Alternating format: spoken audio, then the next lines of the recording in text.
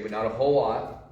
And then we're going to finish the introduction up. Now, this is just an introduction for the next 16 weeks that are going to be dealing with your emotions, okay? And I was telling you that I wished that somebody, when I was saved early on, would have put me through a series of classes dealing with my emotions for the next 16 weeks right after I got saved, because then I probably could have saved myself a whole lot of heartache, a whole lot of struggle, and a whole lot of bondage, and a whole lot of giving into things that I didn't need to give into. And any one of us that struggles with our emotions, which is every one of us at times, okay, because we all have emotions, right? Has had to learn how to either let our emotions get the best of us, and how many times does that happen? All the time. All the time. Or eventually you can learn how to get the best of your emotions, okay? And so where your emotions are no longer in control of you, but instead you've got something more powerful than you that's in control of your emotions. Now, when somebody tells you, you need to control yourself, let's just be honest, guys. There's not a person in this room that can control themselves. Because if any one of us in this room could control ourselves, we would not get ourselves into so much trouble all the time. All right, and we get out of control. All right, and we get out of control mentally. We get out of control emotionally. We get out of control volitionally, or with your will, where you lose control of your will. And eventually you get out of control physically. We try to focus on the outside. And so we try to subdue the outside, but if you subdue the outside without subduing the inside, you have no control. And the way that we try to control the outside is by basically intoxicating it to the point where, and I'm not saying it's always self, because sometimes that intoxication comes from somewhere else. It comes from, we try to subdue it physically. You can't subdue your mental situation physically, or your emotional situation physically, okay? Or your volitional portion of who you are physically. That takes a spiritual subduing.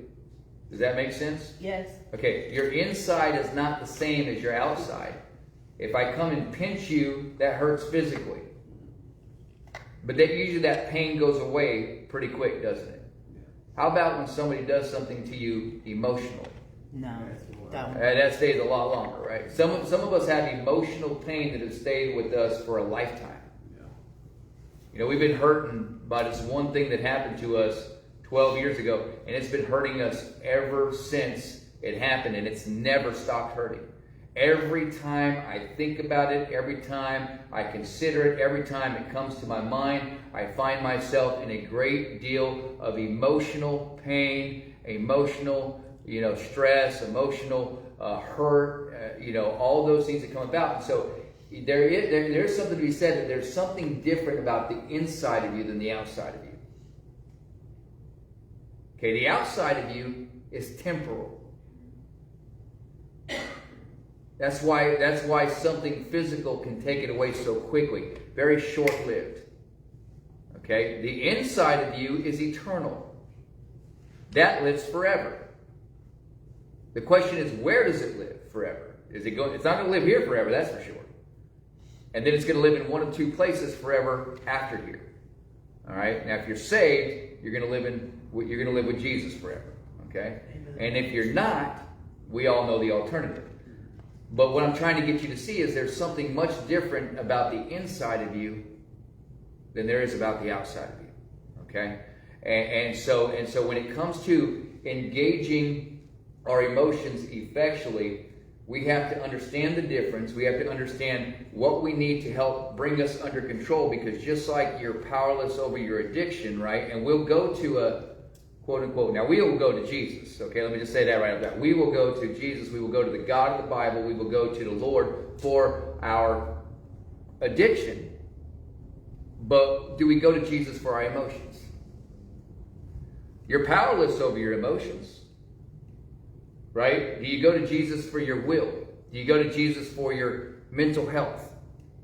You're powerless over your thought life. How many of us are powerless over our thought life? Okay? And then our thought lives end up controlling our emotional lives, which ends up controlling our volitional lives or our will. and that ends up controlling our physical life. All right, and then we try to, again, what do we try to do? Try to treat it from the outside, treat it from the outside, treat it from the outside. But it doesn't work. It just kind of, prolongs my misery, or whatever you want to call it. I mean, yeah, it's not what you wanted, right? And so that being said, we have to learn how to effectually engage our emotions. That's one aspect of it. You're also going to have to learn how to, fix your mind, or get your mind right. You have to learn how to get your will right, but it all starts at the heart. Okay, everything starts with your heart, because that is the seat of all your affections, and that is the center of all your emotions. And if you don't get the heart right, you'll never get anything else right, because the Bible tells us that out of the heart, right, out of the heart comes all the issues of life. It says, keep your heart. Only thing the Bible ever says this about when it comes to any part of who you are. Keep your heart with all diligence. That means with every bit of dedication that you got that there is in you, make sure that you keep your heart. And when it talks about keeping it, it's not talking about just holding on to it. It's talking about safeguarding it. It's talking about tending to it. It's talking about making sure that you take care of it. It's like if somebody told you, hey, will you watch my baby for a little while? Now, if you ask me to watch your baby for a little while, you don't want me to just set your baby in a room and shut the door of that room and lock that door and make sure that baby, that's not what you meant by keep my baby, keep my kids.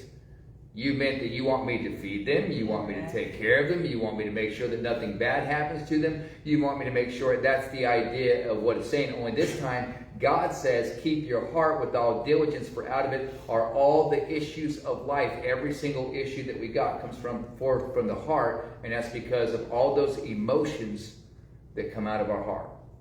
Okay? And so out of the heart, the abundance of the mouth speaketh. Okay? Out of the heart proceedeth forth idolatry, drunkenness, fornication, adultery, all these different things that come out of the heart of man. And so God has a lot to say about our emotions, and all of it is linked to our emotions. So we're going to talk about engaging our emotions effectually, okay? All right, and so we talked about how we were a three-part being. The most important part is the soul, okay? Obviously, we want to make sure that we're born again of the Spirit. Once we have the Spirit, now I have something more powerful than me living inside of me, okay? You living inside of you is powerful, isn't it? All right, but is God more powerful than you? Yes. Absolutely, okay? So when I get saved, I no longer had the excuse to not have control, right? In the essence that God has given me His own person to come live inside of me. It's not like you just have, we don't really, it doesn't register. You understand that when I got born again of the Spirit, now I have Jesus Christ living inside of me. Okay, now that Jesus is living in me, He's still the same God that lives in me, right? That is also above me and is able to give me victory over whatever I need victory over. Okay, so there's no more excuses when it comes to being able to have the victory over my emotions, okay? I just have to make sure that I allow Him to show me the things that I need to do in order to do so, okay? So we said the explanation, very quick, because you have a notebook. Effectually engaging our emotions, beginning with the word effectual. It means to productively, successfully, victoriously, and I'll slow down, effectively, and efficiently. Okay, that's if I'm effectual with something, that means I'm getting the job done. Okay, that's just put it in layman's terms. All right, if you are effectual at your job, what's that? Can you repeat it? Yep, Sorry. it is productively, successfully, victoriously. Did anybody get notebooks? No, they didn't. So can I get somebody to please pass out these notebooks for me? Ryan, will you do that for me, please? Thank you. Make sure everybody gets one. Appreciate it. Thank you. All right. And so I want to make sure you get notebooks so you can get notebooks, okay? All right. And so the word engage, we talked about that yesterday. This is the explanation. What are we talking about when we're talking about effectually engaging our emotions? It gives the idea of entering into combat. So I'm going to combat my emotions. Okay? I asked the question yesterday, and I want to ask it again today. How many of us can say, my emotions attack me on a regular basis? All the time. Okay. And you're either the victim or you're the victor. All right? Now, if you don't have God living inside of you, you're a victim. You don't have power over your emotions. You don't have power over your mind. You don't have power over any of that stuff. But once you have God living inside of you, you have a greater power in you. And then you have something that can control your emotions. Okay? And that's what I'm getting at. Okay? All right. So you're going to effectually or productively, successfully, victoriously, effectively, efficiently engage or combat your emotions. You're going to combat them. Now, you're not going to let them fight you. You're going to fight them. And your emotions, you can write it down, are all the feelings that pertain to the natural man or woman. Okay? Your natural emotions. Because all of those emotions are contaminated. Every last one of them. And what they're contaminated by is what is called a 3-letter word, sin. They are a part of the sin nature that is inherent from Adam. And so there's not one single emotion that you are born with that is not contaminated by sin. That's why the Bible tells us that we need to be born what? Again. You need to have a new birth. When you have a new birth, now there's a new you inside of the old you, like we talked about yesterday. Now you're alive in the Spirit for the first time in your life. You were never alive in the Spirit prior to this. You were spiritually stillborn. You had your body and you had your soul, but you had no spirit. Okay?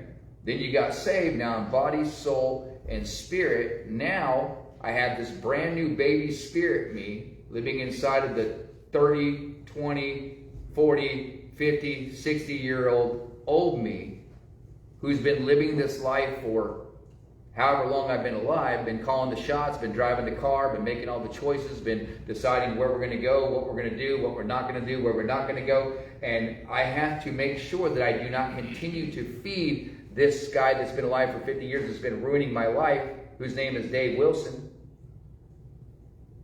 And now I've got to feed the new me that's inside of me as much as possible, starving the old me as much as possible, so that I can empower the new person that's in me as much as possible to control the old person. Because the old person was out of what? Control. If you were in control, how many of you all could look back and say, okay, yeah, you know what? I really was out of control, honestly. How many of us can raise our hand and say I was out of control? I tried to take back control. I tried to stop. I tried to, but I had no control. Okay? So you need to empower the new you to get as much control as possible in you as fast as possible. Through the Spirit. Through the Spirit of God. He grows up a lot faster than we do. Yeah. Okay? So, I mean, he grows super fast. But you got to feed him the right stuff. Okay? And you can't continuously feed both sides. Because when you continuously feed both sides, you're kind of shooting yourself in the foot and you're getting nowhere, okay? Because you're taking 6 steps forward and then what? Half a dozen back.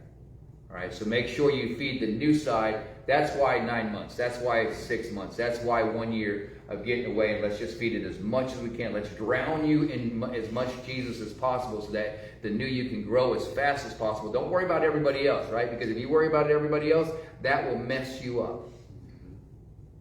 You just worry about yourself and Jesus. You just focus on me and Jesus for as long as you can. As long as you're going to be, I don't care if you say right now, I'm only going to be here 3 months. Then make this next 3 months about you and Jesus. Now, I don't know what's going through your head, but if it's going to be 6 months, make it 6 months about you and Jesus. Don't worry about jobs. Don't worry about family. Don't worry about nothing else but getting as close to God as you can and growing as much in God as you can, so that in this time frame, you can empower the new you as much as possible, so that you can get control of the old you, because the old you is out of control. All right? And it starts with your heart. Because most of us lost complete control by following our hearts. Oh, yeah. Following our feelings. Following our emotions. Letting our emotions control us. And make decisions for us that cost us family. That cost us freedoms. That cost us, All kinds of things. How much have you paid? How much has your heart cost you? Don't answer the question, but just things to think about, okay? All right. That is the explanation. You've got to learn how to combat your emotions. If you don't beat your emotions up, your emotions will beat you up. Okay? All right, the expectation was number 2. The expectation, God expects us to overcome our emotions because now God lives inside of us, so we don't have an excuse not to. Okay? God gave you new emotions to combat your old emotions. When you got saved, God gave you His Spirit. And His Spirit came with a set of new emotions that will combat every old emotion that you have. Say that again. God expects us to. God expects you to overcome your old emotions. Okay? All of your old emotions, because God has put a set of new emotions inside of you. Okay? We know those emotions, right? We say them all the time here. Love, joy, peace, long-suffering, gentleness, goodness, faith, meekness, temperance. Okay? Grace. Huh? Grace. Well, grace is not in that. Grace is something entirely different. You have mercy and grace that come from God. But the fruit of the Spirit that's talking about those new emotions that God has put inside of you. Okay? So you have God emotions. And just like we can combine some of our old emotions, how many of us can be angry and sad and jealous all at the same time? Okay? And that creates a whole kind of different flavor of emotion, right? Bitter, unforgiving, right? And hurt all at the same time. Well, you can combine those new emotions too, right? You can combine love and joy and goodness and use those through the power of the Holy Spirit inside of you by being filled with the Spirit, and that will combat your old emotions. And we'll talk about more of that later, but I'm saying that God has every right to expect you to overcome your emotions and not let your emotions overcome you, because God wants to show the world that this is what happens when I recreate somebody. I want to show you what I'm able to do, how I'm able to fix the inside of the individual. And God does not focus from the outside in. God focuses from the inside out. You want to fix the outside right now. Right? And God says, no, I want to fix the inside, and not right now. I want to take a little while to do it. I want to do this gradually so that it sticks. And we're gonna work on one of your emotions, which is your impatience. Right. Because that's a horrible emotion. Got to have it right now. Has to happen right now. Has to be today. Got to do this now. And how many of us have gotten in trouble from that emotion before? Got to have it right now. Leads us to 50,000 other emotions. Yeah, it does. It sure does. Because it didn't happen yesterday, right? And so God gives us these emotions, and God wants us to overcome our old emotions. Okay, but the expectation is there, and God has every right, because God saved you. God paid for you. God bought you. God moved inside of you. So God has every right to expect you to at least keep your end of the bargain, which is let me show people what I can do with you. Yeah. Right? Yeah. So fair expectation. We can expect to never have much of a testimony until we learn how to effectually engage our emotions. Yeah. Because I don't care if you quit doing drugs, you can still be a mean person. Okay. Still be a horrible dad, horrible mom, unloving, unforgiving, unfair, accusational, mean, self-righteous, prideful, hurtful person. I mean, and you can still have Jesus living inside of you and still be that same exact person. Walk into church. Happens all the time. Right? Because they don't and they excuse it because they don't look at that, they don't look at that as sin. But me mistreating you or looking down on you or falsely accusing you or being rude to you or yelling at you or saying hurtful things to you is just as much, if death and life are the power of the tongue, I could have just murdered you. Right? It's just as much sin. And so we have to understand that, listen, you will never have much of a testimony if you can't learn how to effectually engage your emotions, okay? So you have to fight your emotions. We said it yesterday, before they fight you. You don't let your emotions swing the first punch, all right? Yeah. We don't wrestle against flesh and blood. Do not go hit somebody. Don't go hit anybody. That's not what I said, okay? But go ahead and hit your anxiety before your anxiety hits you. Yes, ma'am? What exactly do you mean saying you're not going to have much of a testimony if you let your emotions Because control you. I because think I know what you're saying, but I'm not. yeah. Well, what I'm saying is this: if you can't stop flying off the handle, if you can't stop yelling, if you can't stop accusing everybody, if you can't handle your frustration, if you can't handle your anxiety, I mean, because how are you going to go battle a giant if you're living in fear? Right. How are you going to, maintain your testimony if you tell somebody off every time somebody upsets you? So you live in Okay, how are you going to maintain a testimony if you get so depressed all the time that, I mean, I could go on and on and on and on, right? Your emotions should, if they're in control of you, you don't really have much of a testimony. And I'm just telling you. If your emotions are causing you to isolate yourself from everybody, okay? Because we're talking about a testimony for who? I'm not talking about a testimony. Who are we talking about a testimony for? God. Okay, so your life is supposed to be an evidence of what God can do through you, right? Yes, ma'am. Yeah, I was thinking, the way I got that from you was like, if you can't overcome your emotions, you have nothing to say that you overcame that God helped you with. That's how. Yeah, that's a big thing too, right? Now you could say, I haven't done, because we've all been around those people. We've been around somebody that hasn't done drugs in 5-6 years, but they are just absolutely a jerk or mean. Well, Scott's done. I'm not saying him because I'm saying, but you've been around people that have had lots of clean time but are still stagnant. Just mean or or ugly or hurtful or doing other things, and so just because you're not doing drugs, again, that doesn't make you a good person, right? And we're not just talking about drugs, because sometimes, I mean, that's just such a small thing. Like I said, it's such a small aspect of being a good person, right? Just because I don't do something that's bad does not mean that I do anything that's good, right? And those emotions that God gave you to overcome your old emotions are the emotions that bring good in people's lives, okay? How many of y'all think that when you love people, that's good? Okay. All right. When you bring joy into the room, that's good. When you add peace to the place, that's good.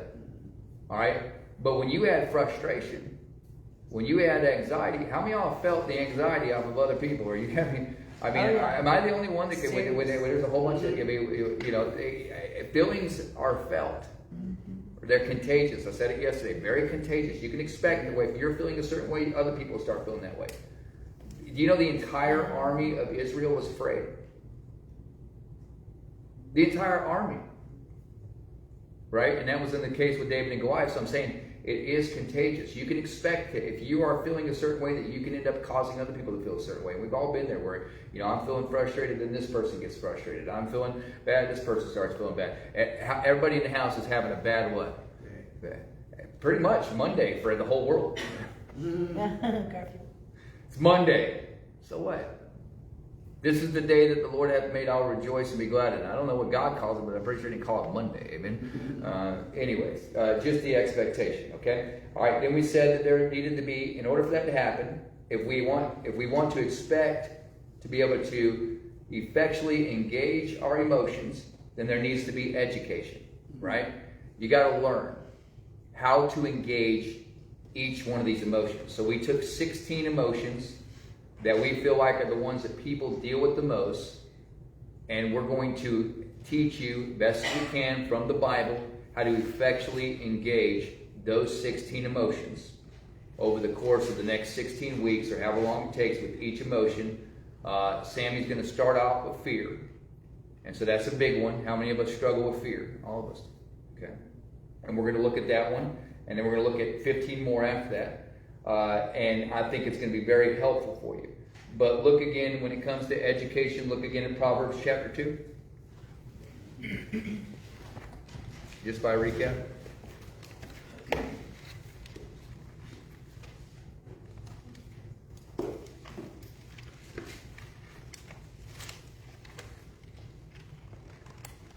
Proverbs chapter 2, beginning of verse number 2.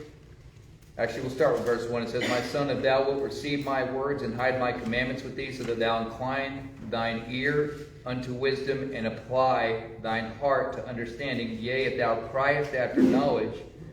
Now, let's talk about the things that we cry about and the things that we cry for.